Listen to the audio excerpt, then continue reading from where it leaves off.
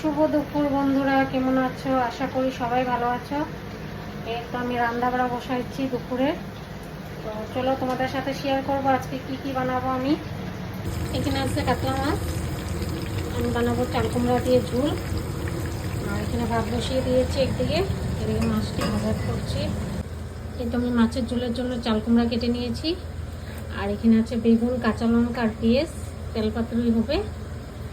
আর এদিকে মাছের তেল পাতুরির জন্য আমি ছোট ছোট করে টুকরা টুকরা করে মাছগুলো কেটে নিয়েছি, ভেজে নিব আগে। আর এখানে মাছ ফ্রাই করব পানমুড়ি বাটা দিয়ে। আর এদিকে মাছের মাথাটি রেখে দেবো, আর কিছু বানাবো না।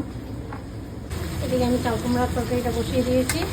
আমি দিয়েছি জিরা বাটা, কাঁচা লঙ্কা, আদা বাটা, আর বড়ো বড়ো করে টমেটো কেটে দিয়েছি, হলুদ লবণ দিয়ে এটাকে ভালো মতন কষিয়ে নেব। আর এদিকে বসিয়েছি তেল পাতুরিটা, মাছের তেলটা আগে ভেজে নিব। এদিকে আমার তেল পাতুরি হয়ে গেছে, নামিয়ে নিব। এই তো আমার দুপুরে লাঞ্চ রেডি হয়ে গেছে। এখানে কাঁচা লঙ্কা, লেবু, শসা, তেল পাতুরি, গরম গরম মাছ ভাজা, পানমুড়ি বাটা দিয়ে, কাঁচা লঙ্কা আর বাটা, আর এখানে আছে চাল কুমড়া দিয়ে মাছ।